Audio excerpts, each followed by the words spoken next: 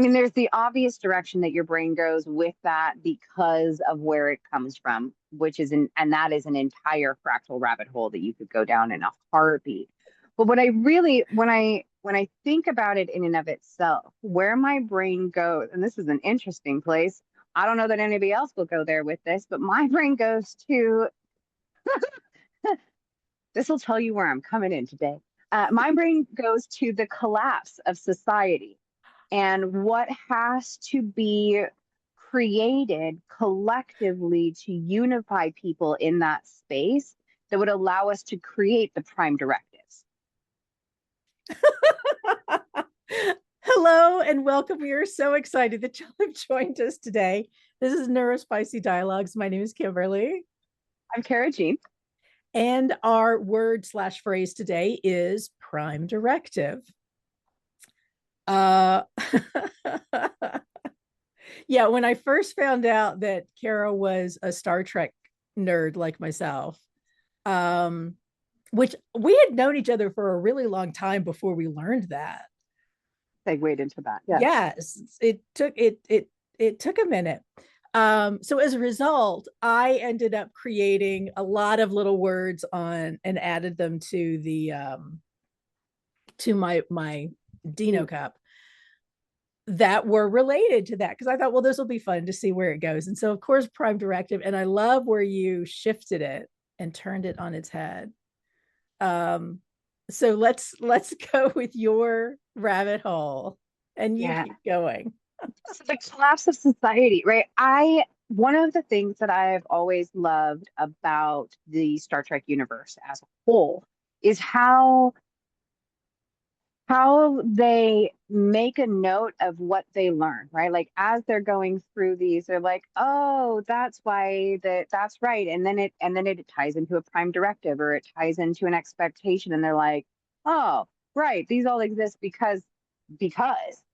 And there has always been an awareness that there was something big that happened on Earth that shifted everything and forced this evolution and this collective unification that didn't just happen globally, but allowed us to figure out what that might look like at a universal scale. And they've never really done that, right? Like gone to that point to show it. They've gone a little before or right adjacent, but we've never gone to that place. And as someone who has a lot of pattern recognition, I have a tendency these days to turn on the news or pick up my phone and go, this is it. This is what they were living through. Like a total collapse of right and wrong. And this, my experience is the experience. So you better conform to my understanding because that's easier for that whole command and control. I'm right, you're wrong patterning is so heavy in the world right now, like coming at us from every direction.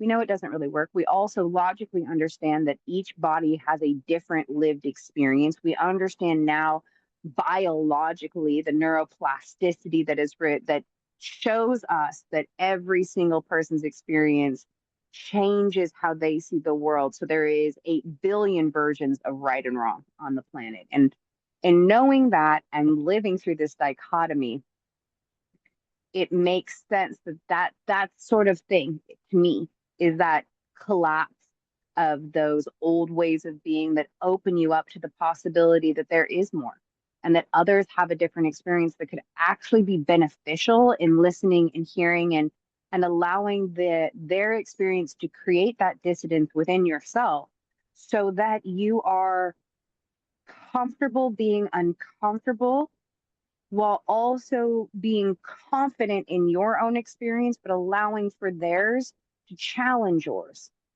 And I see that as the only way we're going to get to being able to create some prime directive that will allow us to engage with other in a way that's not just as toxic and gross as we have been. That is my opinion.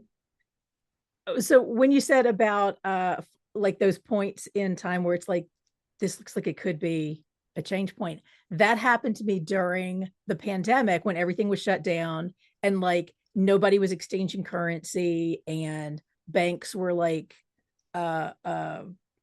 nervous about even giving out like coin. Do you remember that when like they wouldn't give out coin, like they wouldn't give out rolls of quarters and that kind Be of stuff? touched I'm like, and how are people yeah. doing their laundry?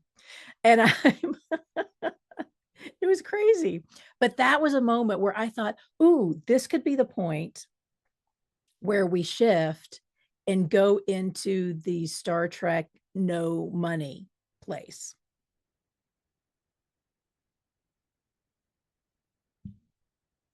All right, I'm going to pause us because you are frozen. Okay, so we are unpaused now. We are back. I'm not sure what what y'all were saying, and I'm not sure what Cara heard of what I was saying. Last thing I heard before, so from my POV, you froze.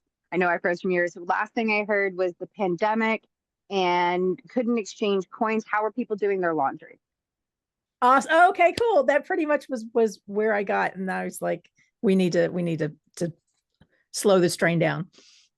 Yes. So that's where, and I thought this could be the place where the Star Trek no currency, money doesn't matter could totally happen. Yeah. And it didn't. Crypto happened, which is the exact opposite.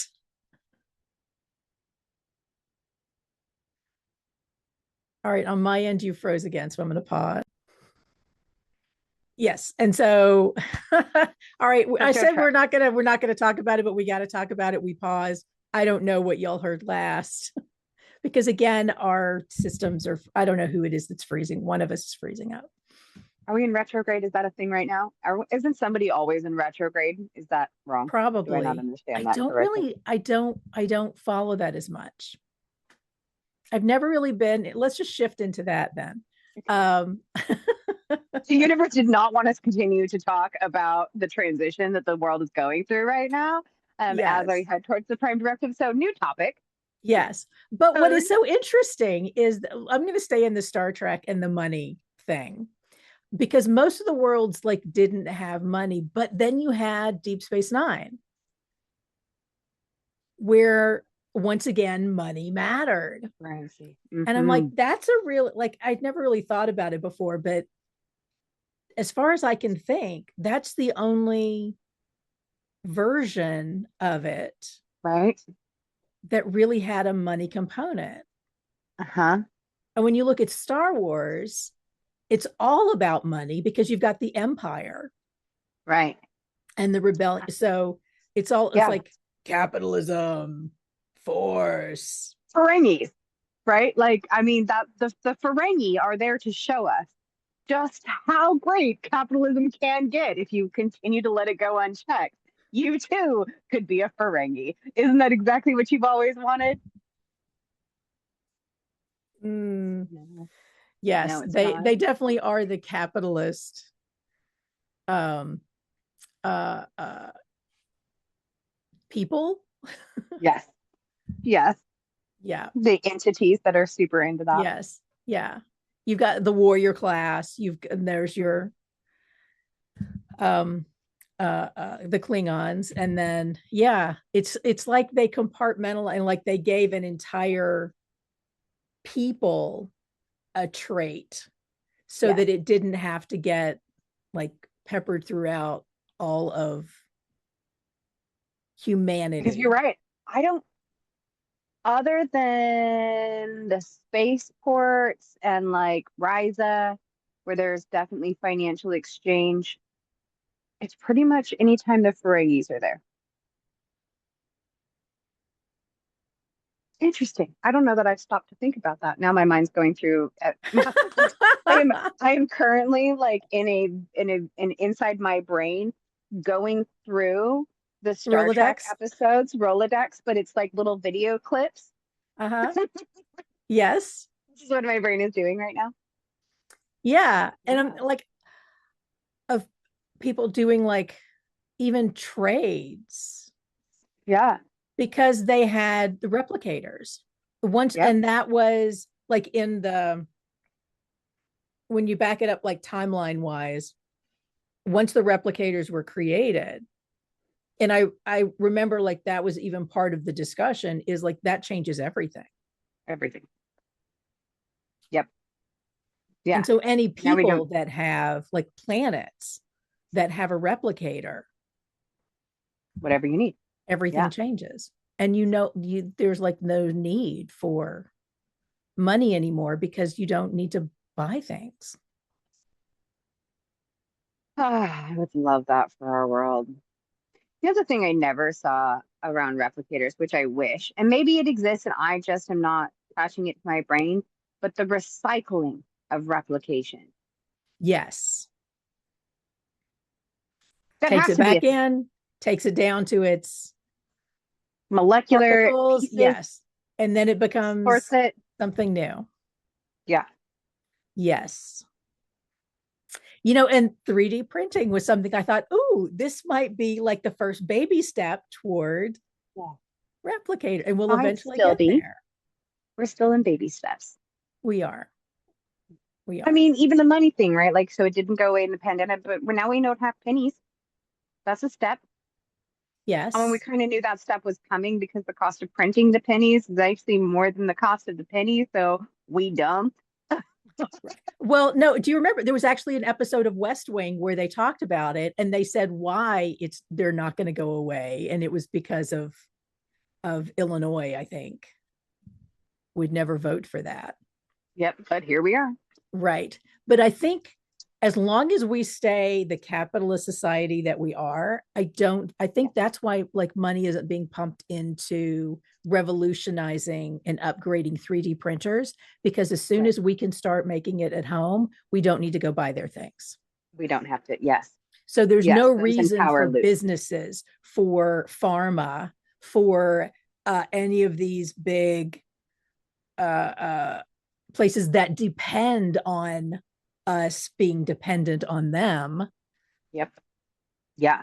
So the idea of 3D printing, which was so amazing, have you noticed it's like plateaued? Right. Quieted. It's really cute for toys and buildings, sort of. Mm-hmm. It Yeah, it cracks after a while if you use it as a building material. right. Turns out plastic and leather. But it doesn't have to be made from like that's where I'm saying like it could start to be used to make food. Yes. It could it could be used for things if it was developed in a way that it was working from a more elemental basis rather than a like a printer The where you've feed. got Mm-hmm. the red ink, the yellow ink, and the green or the Right. blue ink. Yes. If you could Yeah. get even more basic than that. So they, interestingly enough, while the 3D printers, I would 100% agree, have kind of plateaued at this box you can get yourself and print your own things. Um, the where I'm watching it expand still though is the pens. So they have the 3D stylists where you can then create three-dimensional art like with a pen and it Mm-hmm. prints like a three-dimensional thing. And that they're starting to look at how you can mix elements because people want to use it for like jewelry art. So how can you have gold and silver and control when which shows and so Mm-hmm. Yeah. slow. I'm good. And It's okay if we want to go slow. if you're a fan of leverage redemption, which is the revised version of the show available on Prime. I love this show. It is so funny and tech savvy, and like there's just so many qualities about the show that's just fun for me. But they use 3D printers to make art, to make for when they're doing, to make forgeries. So when they steal something from the museum, they replace it with this really great version. Nobody knows. Nothing's been taken. We Exactly. don't know. Yes. And Hardison, of course, is so Mm. funny because he knows all of the um, where that specific shade of red that the original artist used came from, and it's incredibly remote and all that. Oh my gosh, those they are just so smart. I love smart writing. Yes. And I love characters who know so much more than I do about things. Yes. About Gilmore things that Girls interest was me. one of those. There's a lot of characters out there who know more about, things I don't care about.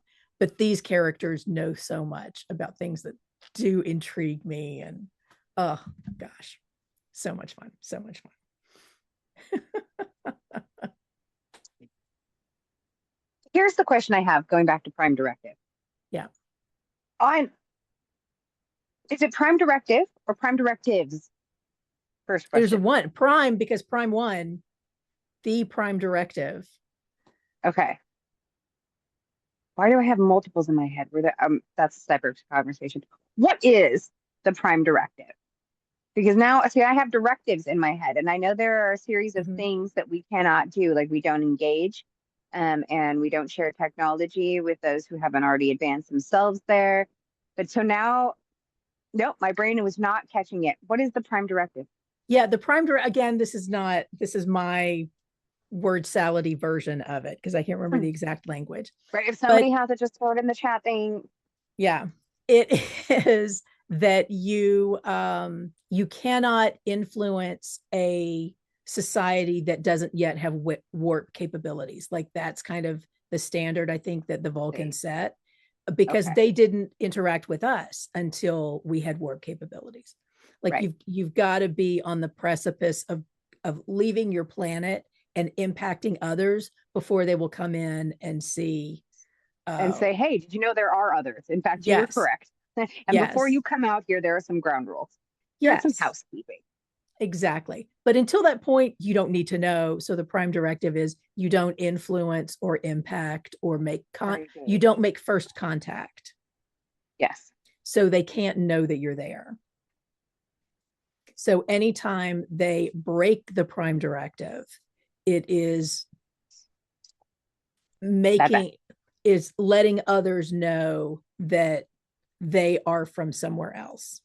So like they can interact, like they can masquerade as a local. Right. Dress up. Right. Yeah. So we have all of those episodes where they would do that, but you can't say we're from, and there's our ship. Look up, there's our ship. Like the time Beverly had to save that person, and to save them took them up so that she could get him into the medical bay, and then was like, don't tell anybody about this. Exactly. Yeah. And in the newer series, the Discovery, I think. No, Strange New Worlds. Yes, Strange New Worlds, I think it is. One of the new ones. Okay. Yes, which goes back to Pike. And so James T. Kirk is not on the Enterprise. He's on the other ship whose name escapes me at this moment. Yeah. But his brother is on Enterprise. But it's all the girl, we got to get you connected in so that you can watch this, because you haven't seen, and they're I want to say 3 seasons deep already. Okay. Well, that's good, because I need over 2 so I can think about me. 2 seasons is not binge worthy. Like you can binge 2 seasons too easily. I need more than 3 for it to be the kind of investment that I want it. My nervous system would like it to be. Mm-hmm.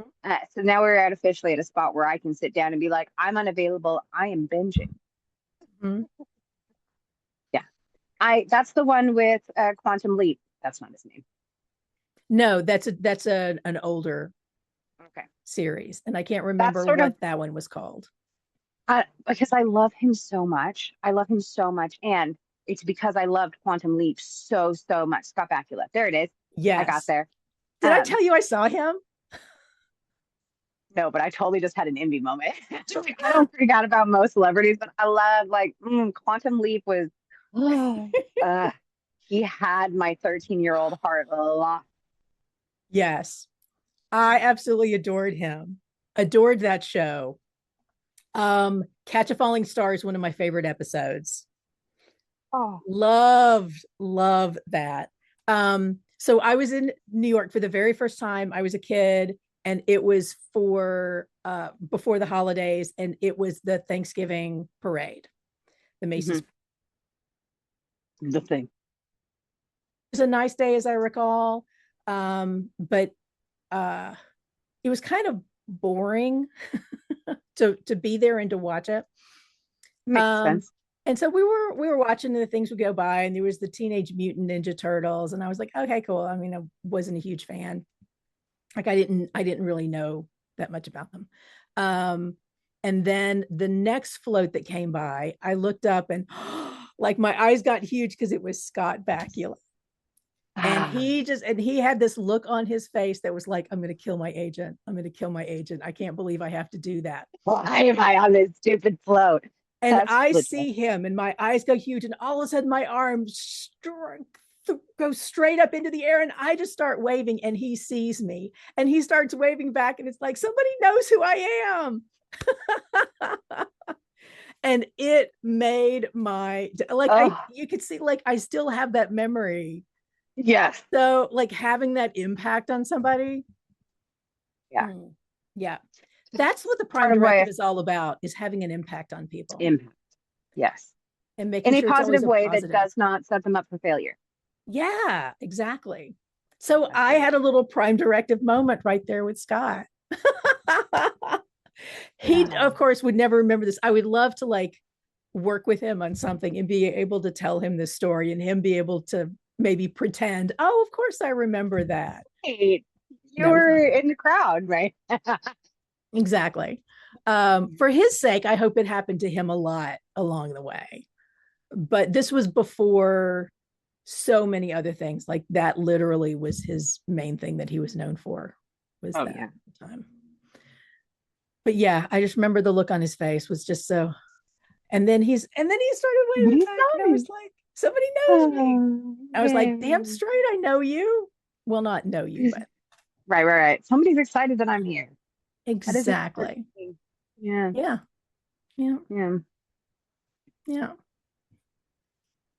And I was that for somebody else. I remember it was when I was in Alice in Wonderland. It was at the Center for Puppetry Arts. So I was the only human in a world of puppets. Yes. Cool. And so for me. This was the first time this ever happened to me. I was in a grocery store, and a mom came up to me, and she was with her daughter, and her daughter had seen me in the show, and she just was asking if it was okay if her daughter came up and said hello. And I was like, oh my, that was somebody knows who I am little moment. And so of course I did, had the kid come up, and it was absolutely.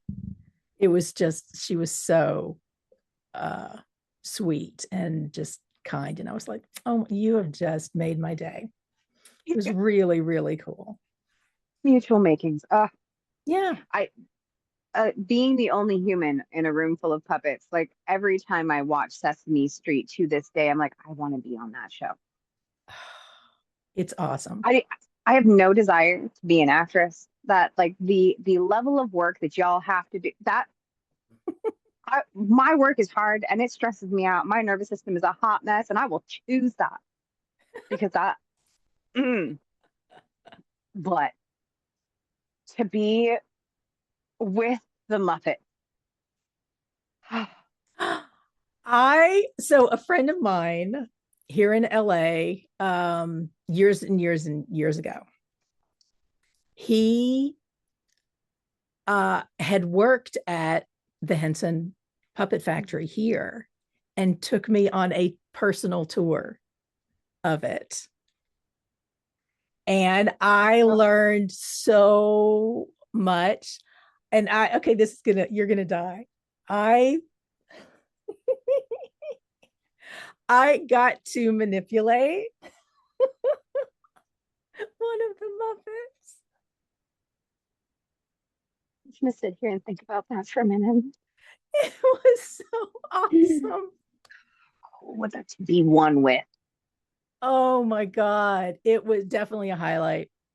And I learned this, Miss Piggy, they will only use Miss Piggy for one take. And then so every single time Miss Piggy is on, so like if they do 5 different takes, they're using 5 different ones because she has to be perfect. every time. Well, that tracks. I mean, of course she does. Girl got it on lock. Exactly. Yeah. I loved learning that. Mm. Every take. Oh, She's I want that. flawless. The Flawless. closest I have been is Wolfendorf Puppets and Toby Froud Studios. Toby Froud came to he's the baby from Labyrinth, but he's also part of the whole Oh, okay. Henson. He became an amazing puppeteer, part of the dark. I'm pretty sure was part. I'm 80% confident in this that Toby Froud was the one who created the puppets inside the puppets that the puppets used to tell the story of the puppets in Dark Crystal, the new one in the series. Like they made these little mock-ups of all of the characters, and then the big once they made the big ones, they used the little ones to tell it's meta is I love it so much. If y'all have not, if you want a magic moment, puppets using their own puppet likenesses to tell their own story. Oh, So it's brilliant. it's so good. Yeah. Mm. Yeah. Oh my Et. I would like to be a Muppet. You can just call me Et. gosh. Et. Et. She, her, Et.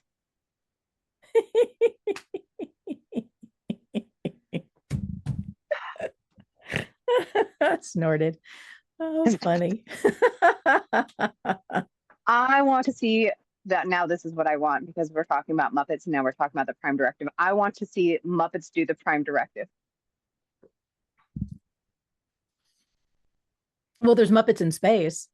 Yeah, but I specifically want this. I want them specifically, consistently, beautifully failing at upholding that rule and engaging and because Muppets never fully break the rule, right? They just bend them a little.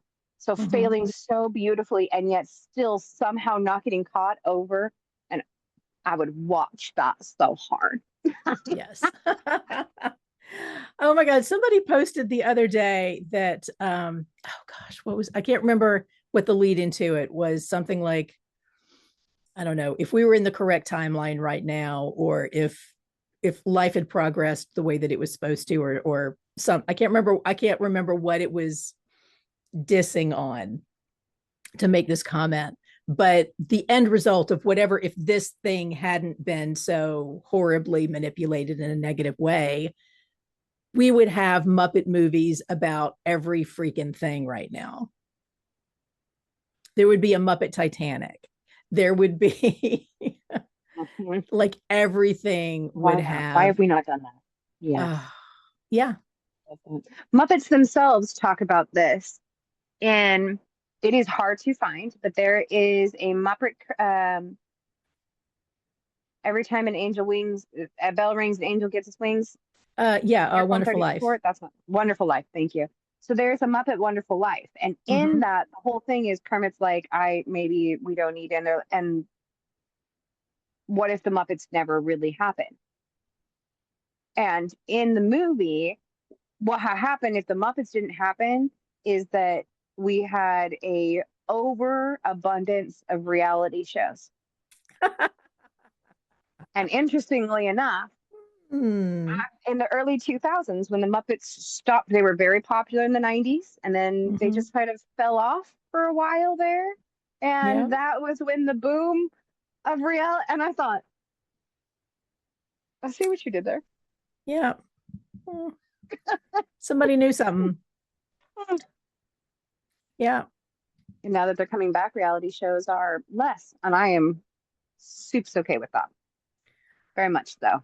Sadly, not less, but Yeah. um, they're Less less than on the one. radar, perhaps, but they're not less as far as production goes, Uh, because they are so relatively inexpensive to produce, and there is a glut of humans to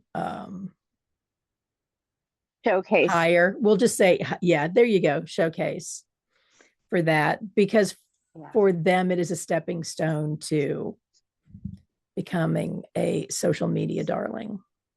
Hmm. and becoming an influencer. Yeah. Yeah. I love the way being an influencer looks. I also have an understanding of the level of work that goes into maintaining that sort of performance. And I am, I don't think my nervous system is adapted to be good at that for any level No, of consistency that would be no. required. Yeah. Like If props to them. it was being influential in a way that like made the world more interesting or like advanced something, but the whole being famous for being famous thing, I've Oh my never God. understood that. No. And I don't know if it's my generation thing. Because I always forget which generation I am, but because I'm the again, one that does doesn't matter to analog me. and digital, period. Like I had Yeah. whatever the generation where we bridged that gap, where I Yeah. literally had an entire childhood that was completely analog and the big old fat TVs that took four people and had the funky Verts and Horts knobs and that, Yes. and And then the also aluminum had foil cell on the phones antennas. and stand just the right way. Exactly. Just so you could See get the the thing. fuzzies will go down. Yeah. Yes. Yeah. Before And then, cable. oh man, I remember the bars. TV used to turn itself off. I was telling that to a kid here the other day. We started talking about things that we wished were more universal, I guess, like things that like my gen, whatever that is, would be that are like normal. Started saying some names, like people that what was the one? Bon Jovi. We were like, oh, you guys know Bon Jovi? And they're like, who? And we're like, oh, okay, I thought that one made the bridge. Uh and we just so lots of things started listening to different shows and different singers and you could watch in the circle like almost by the age. So the 30-year-olds were like, yep, yep, yep. The 20-year-olds were like half and half. Some would know some of the names and others wouldn't. And anyone who was under 23, like so clearly a new millennia baby, was just like staring at us like you're just saying made up words. And I thought, realistically, if I think back, like things like the TV, that was one of the ones the TV used to turn itself off. And they're like, Mm-hmm. oh, like a sleep timer. And we're like, no, we didn't have that. No, you didn't even have remotes when we first got them. You went to the TV to change the channel and they just stared at us. And then I was like, yeah, no, they would literally turn off. At the end of the day, the station would shut off. And so if you had your TV on, all that would be there would be bars.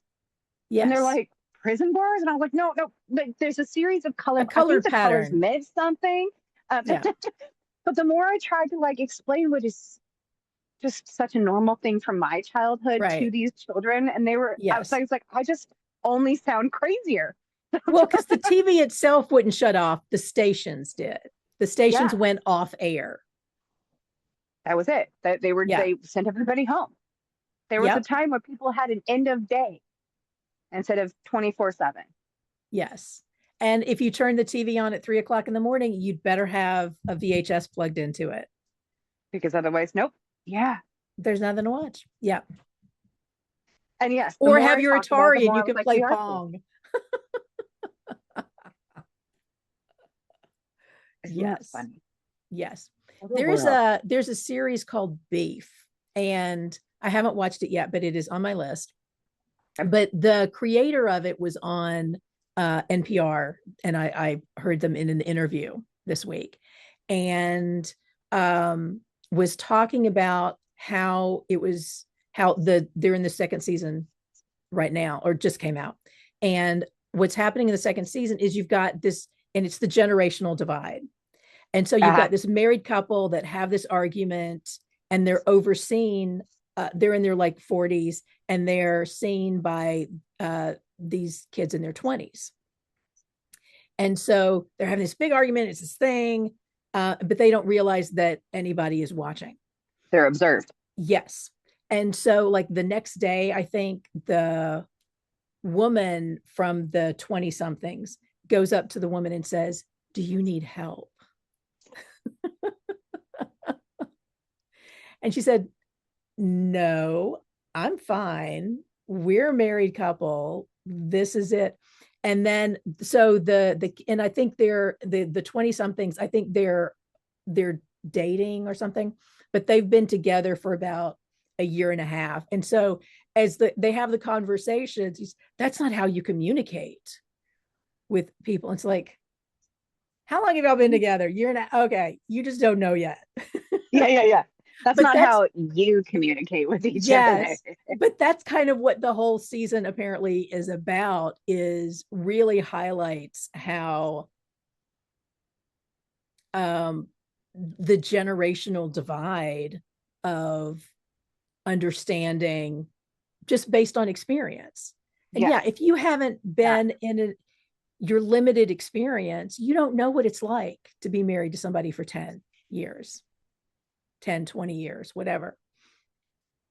So that connected to what you were saying in my mind. And yeah, the way that we view things, so intriguing to me. Yeah. I love it. I love hearing how the different generational understanding of things are. This is something I go around because privacy is such an issue for me, because I am from generation that had privacy. Yes. Current Where that generation, was literally a thing. yeah. Today's generation has no idea what that is. So it doesn't matter to them. There's nothing for them to protect. Right. Because the sense of being able to keep things to yourself and things being just for you or for the people that you invite into knowledge about this. Yes. Is you invite the whole world in concept. on a regular basis via social media. Right. Yeah. Yep. Or because there's cameras, the flock cameras that are everywhere, which don't even get me started on the problematic levels of that. Yeah, just right. That's not the rabbit hole we're going down today. Yeah, but yeah, so Prime Directive is all about communicating and choosing, but it all comes back to choice. Yes. Yeah. And things like Flock is taking that choice away from you, which is one of the reasons why I am so incredibly opposed to it. Anything that takes away choice is suspect in my mind. Yeah. I'm not going to say it's good or bad or put some sort of quality on it, because I don't know. But yeah, I am extremely suspicious of anything that doesn't consider consent. Yeah. Yes. And we see it so often in the world. In places where consent is still understood, how often non-consensual things show up that people are like, well, this is how it's done. You're like, cool. Also, you understand consent. So you see how, like, just because that's how it had, what had happened is we know better now. Let's not. But it is hard to turn the tide, even internally, when those things come up, which is why the generational thing, why there has always been a generational divide. There will always be a generational divide. I don't know why I feel like I have to I'm not aggressively saying this at you, but I do feel like I have to aggressively say this on like, look backwards anywhere in time. And the way the elders spoke of the youngers is the same. Like, this is not new. Your parents thought this about you the same way you think about the kids these days. Okay. So that is, to me, an exact point to why the Prime Directive exists, right? Is that there is no amount of understanding that gives you what experience does. Yeah. Yeah. And the Prime Directive is because the leap that happens. Once that knowledge is planted, then everything changes. And if they're not ready for that change, and there's an episode, it's in Strange New World, so you haven't seen it yet, where they actually show that, and they give the example because there's somebody who is made aware when society is not ready to be aware, and that person is like, but I want to tell everybody, it's going to make such a difference. And so they actually go, and it's no spoilers because seriously the series has been out for a while and it's just Yes. Yep. No, and I don't mind spoilers.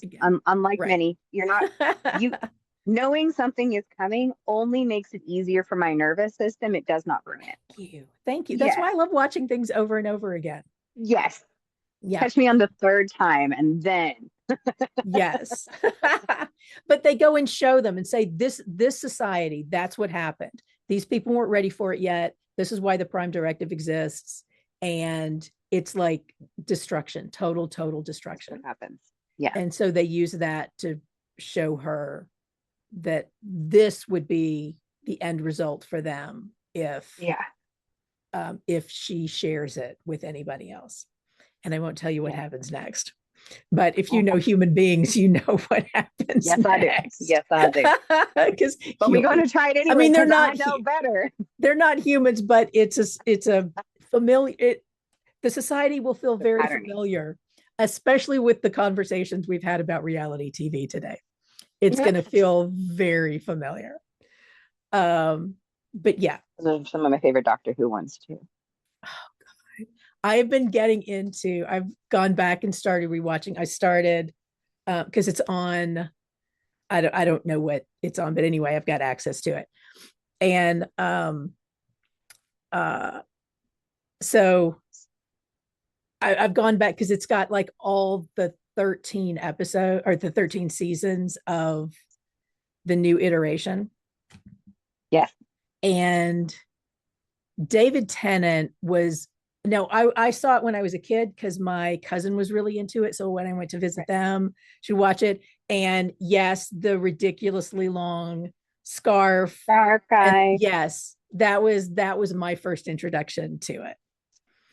The Aztecs with the very first Doctor was my first introduction. So when the Cavaldi brought in the very first Doctor, I was like, I'm all in. Let's watch this episode 16 times. Yes, that was pretty cool. But David Tennant was like my first reintroduction to it when it revived or whatever it is. And so I've gone back and I've watched like that. And I can't remember who the actor was before David Tennant for that season.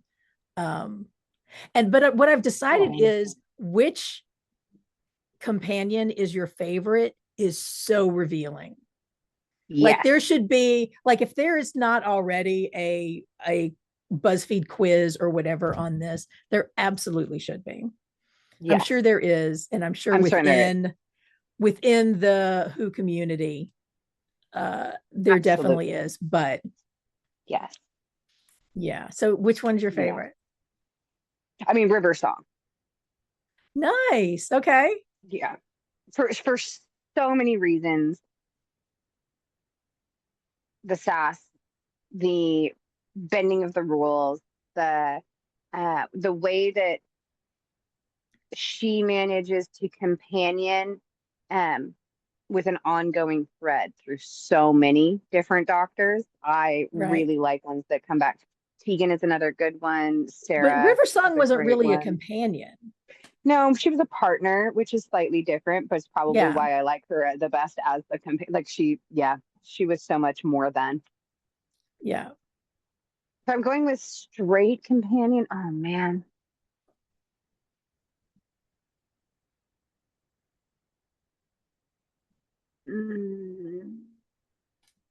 There have been some really good ones over the years. I got to say Donna. I think Donna's my favorite. Dr. Donna. Exactly, Dr. Donna, because that's what I always go back to, and I always think of her as Dr. Donna. Yes. Yeah. And her comeback, love that. And she got shafted in such a hers, but they're all kind of heartbreaking stories. And going back and watching like the original introduction of Tennant's version of the Doctor, there's an episode where Cara Jean. Yep, I love. They encounter Cara Jean at the school. She had her whole spinoff. Yes, And No. but Rose is the companion at the time. Yes. And then Cara Jean joins them for a little bit. And at first, like there's some major tension because I think this is the first time Oh, we've yeah. ever seen companion meet companion. And it's so touching in how like Cara Jean is able to express like how it felt to be left. Yeah. And like the doctor, I don't know that the doctor had ever encountered that before. Like the way that Tennant plays the scene, it's as though it's the first time he's ever seen a companion has ever said, "You hurt me." Yeah. Yeah. And that was really interesting to see like how that's going to shift. And you see it like in his relationship with Rose, like there's an awareness that happens Yeah. after that moment. Yeah. Where he's like, well, I don't want to hurt people. That was never the intention. I just don't want Yeah. to hurt and I'm afraid of things. So I run away. Oh, right. Right. There's that shadow again. Yeah. I love the new series. Man. So Sarah or Osgood, is it Sarah? Clara. Clara's good. I really like Clara up until they tried to make her a full-time companion. And then it feels like the writers turned her into a teapot for like half the season, where she would Ah, be there, but she could literally be any inanimate object. And I loved the sass of her so much. So when they did that, it felt so depleting. yeah. By the time she left, I was like, okay, I really wanted to love Rose the way everybody else seems to love Rose, and I just never got there Yes. with her. I mean, I love the actress. I Same. think she's gorgeous. Um, Yeah. but I did not. Same. I think Yeah, that's why I wasn't as crazy about the one before Tenet, who's sorry for all those in the Eccleston. I community. got there. David Eccleston. There you go. Thank you. Again, like the actor, I've seen him in other stuff, but for some reason, like that when it didn't draw me in. And I Yeah. don't know that it was necessarily the way he represented the doctor, because I didn't have a problem with that. It was just, I don't know, there was just something about it that wasn't as There is a universal feel about that, and it is one of the shortest lived doctors that we've ever had. I have some BS that it has less to do with his portrayal of the doctor. And at the time when the actor was going through some serious medical stuff, and they were addressing mm, some very serious patterns to help keep him alive. So I think that discomfort sort of carried over into the mm, space. Uh, because you're right. Like when you watch, if you just watch as he's playing, you're like, yeah, total doctor care, total nailed it. So why does it still feel off?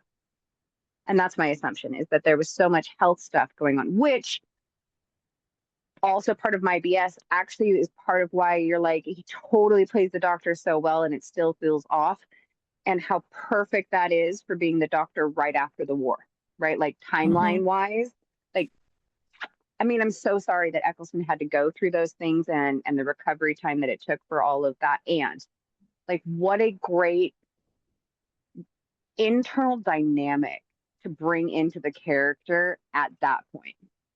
Mm-hmm. Yeah. Yeah. I may have overthought this. And I love that they brought Donna back.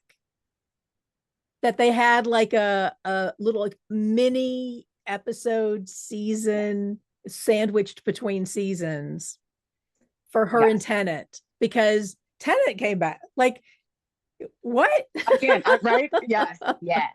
I know I'm dying for the new season because Rose's face showed up and everybody was like, what, what?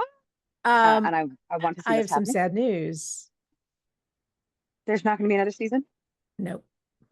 You know, they said that to me before, Yes. and it did take a few decades, but the doctor did come back. I have a theory. Yeah. Well, Disney did not renew it. So it's in the BBC's court to decide what's going to happen next. That I BBC. believe is the last information that was like publicly released, and I don't have an inside track on that. So Who do we need to send letters to? Because I will start a letter writing campaign. That's super annoying in a digital age. People love getting letters and hate getting letter campaigns. So you know what? I'll start a campaign. BBC, I'm coming for you. Bring me my doctor.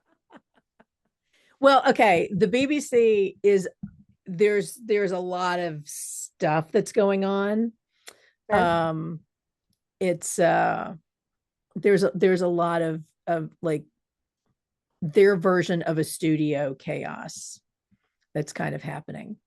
Well, that seems that they just need a thing to focus on. And how great would it be if they focused on the doctor? Exactly. I'm just throwing that Um out there as an idea. I mean, pretty much anything on Masterpiece Theater on PBS is, I mean, because that was my first introduction to the BBC, going back to analog, changing the channels. Theater. Oh, Yeah. So that was their prime directive, how they got in. See, I'm trying to bring it back. I love it. I love it. How they came into my world was through PBS. That was the gateway. Yep. There you go. And it was great. It PBS was took not over a the doctor. Can you imagine? well, I mean, PBS has got its own financial issues. Yeah, I know. Everybody fund PBS. Shameless plug. Fund PBS. Yeah. Mm. Period. Yeah. Yeah. If you need a prime directive, fund PBS.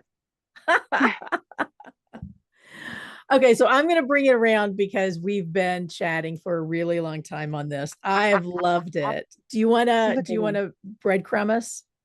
Yeah, so we started with the Prime Directive, and I took it right out of Star Trek into a very weird direction of social collapse, which then took us down the rabbit hole of all the different types of social collapses that we have been living through for the last decade, and all the ways that we thought that this was going to be the step: the loss of money, the printables, the there was another one that I can't remember. Thinking, okay, these are the breadcrumbs that are going to get us to this space where we're going to create a prime directive and be a part of what is, and they haven't come to fruition yet.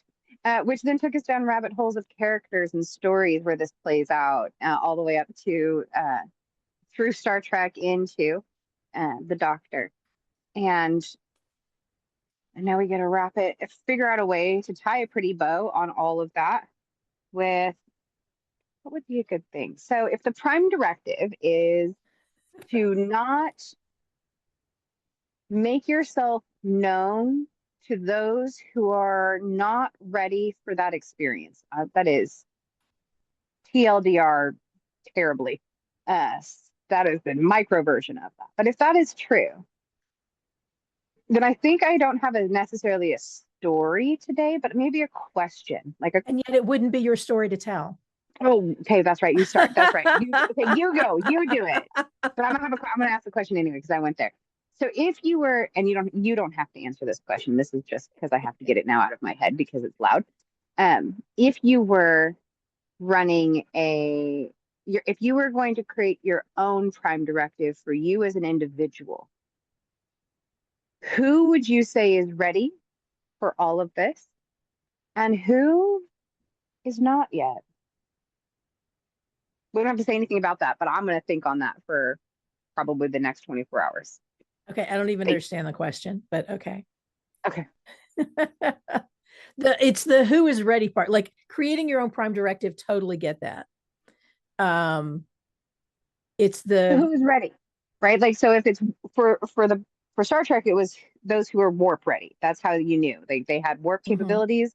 Now they're ready. Before warp capabilities, they're not ready. So if you were doing that for you, like as an on a personal basis, what would be that marker where you're like, you are now ready for what I'm bringing versus prior to that marker, you're just not, there's nothing wrong with you. You're just not here yet.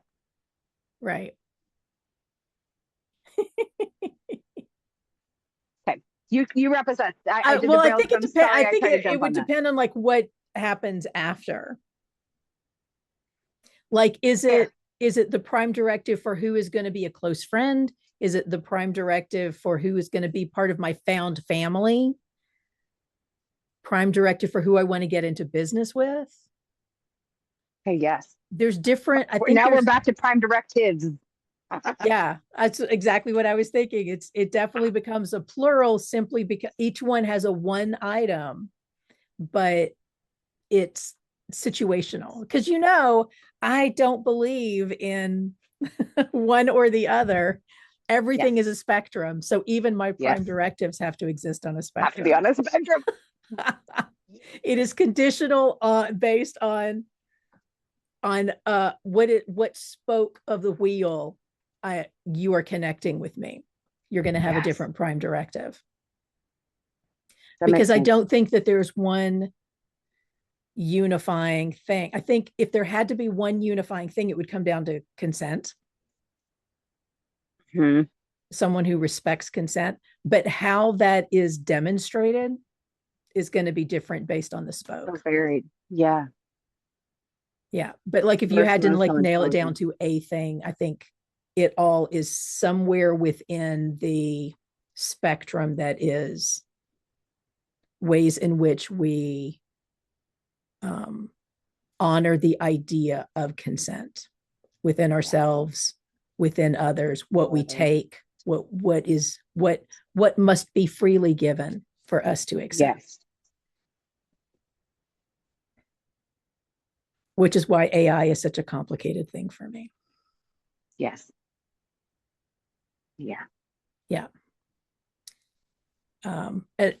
For a multitude of reasons, but also within screenwriting. And it's different completely, but I'm still going to make the analogy to things like spell check. Right. AI as the writer is terrible. AI as a companion to help you write can be really beneficial. Right. But that's not exactly what the analogy that I'm making. The analogy I'm making is when spell check came out, I have to believe that there was pushback from the screenwriter community who thought that was cheating. And okay. I would even say, like, when we got to computers, there were probably writers who said, no, if you don't write it out by hand, you didn't really write it. Or if you didn't when it came to the typewriter, type on the typewriter, you didn't really write it. You're doing it on a computer so that you can go back and edit it, and you're not having to like redo the whole page, and you're not as careful with each of the words. And so for me, it's that same kind of, again, going back to the generational, this generation thinks that this generation is cheating or has it easier or doesn't understand or whatever. Right. And so the sticking point for me with AI is how it acquired all of the information that it's using. That's the problem. Yes. Yeah. All the stolen things. Because there was no consent involved in educating it. But when you get down to it, spell check kind of was that too. Like, I don't know that spell check really asked Webster's or wherever it got its database from for permission to do this. I don't think that they created it. So even that, like that was like the first step, the 3D printer, if you will. Yes. That then became the next step and the next step and the next step. So, and there are so many ways that AI can be helpful, especially for folks who are on the neurospicy spectrum,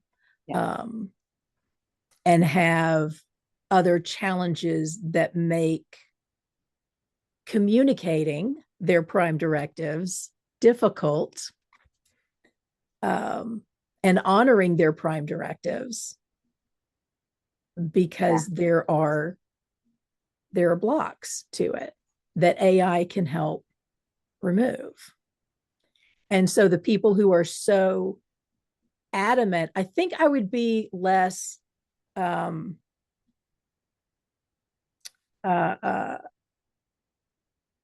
the reaction I do to those if they would take into account that it can't be a blanket statement. Yeah. You can't just say that anybody who uses AI is cheating. It has to be on a spectrum. Like there are conditions in which Yes. it can be beneficial. And just because you don't need that accommodation, it's like saying anybody who uses handicap parking is cheating. Yeah. No, just Right. because you don't need it doesn't Right. mean that other people aren't benefiting from it. Right. Right. It's the oranges in a plastic box, peeled oranges in a plastic container. Right. They're like, why? Oh, they already come with a container. Why do we wasteful and blah? Well, because some people cannot peel the fruit and need to have a different access to get those vitamins. Turns out your experience isn't the only one. Yes. Yeah. And so I just think like that stepping back and seeing that there are more life experiences than your own. So, yes, be totally outraged. And yes, have that opinion for yourself. For me, it Yes. would be totally cheating if I used this. Yes. Cool. Awesome. Then you should not Brilliant. use it. It's not Yes. ethical for you to do it. Don't Absolutely do don't it. do it. Yeah. Live And to then your integrity, not other people. exactly. But then I always have to go back to stolen land. Mm-hmm. And that's what AI is. I mean, it's all so it's so complicated and there's so many levels to it. But we're going to end today. I'm going to very ungracefully shift the topic to close us out because this has been quite the chat today. All right, so we're just going to read the fortune today. Okay. We're going to take this with us, absorb it in, use it, abuse it, let it go, whatever. Love it. You have a natural grace and create consideration. Oh, sorry, and great. Man, dyslexia is a fun thing. Okay. You have a natural grace and great consideration for others. Yes, we do. Yeah, I would say that's an accurate one. I'll Again, accept. I prefer the ones that have like the mystical kind of promise of the future. Yeah. But yeah, when you correctly assess me in such a kind way, I'll take that too. I'll accept. Thank you for Although natural witnessing. grace, I'm not so sure. Would love it if that were true. That would be totally fun. But I Yeah. don't know that I am naturally graceful. I, in hearing you, we cannot keep going down rabbit holes, but hearing you say that, I'm wondering, like, I don't know that I'm naturally, I am very graceful, but I don't know if that's nature or all of the dance lessons that I've taken over the years so that I could figure out how to chew gum and walk at the same time. Yes. I was a competitive dancer for a while. But I still, maybe that's why it never went any further than it did, because I don't feel like I am all that inherent. Like I can put it on the same way, like as an actor, I can put on a lot of different things. And so that's what I think I did as a dancer. Like I put on being graceful. I assumed the persona of someone who is graceful, but in my day to day, I don't The think number of things so. I knock over would belie that statement. Exactly. But I think it's really cool to like observe people who are incredibly graceful. Yeah. That's just Humans that that know how to move in their meat suit. it's so lovely. Yeah. Yeah. It's just like there's something that's so like water about it. It's just there's a fluidity to it. And I'm not, maybe that's one of the things that it's always the grass is always greener. Yeah. So Or could be your great consideration of others. it could be. Oh my goodness, y'all. This has been Neurospicy Dialogues, crazy, crazy rabbit holes. Holy mackerel. We just really chewed up some time too. Thank you so much for joining us today. This has been an absolute treat for me. I'm Kimberly. And I'm Cara Jean. And we will Bye. see y'all soon.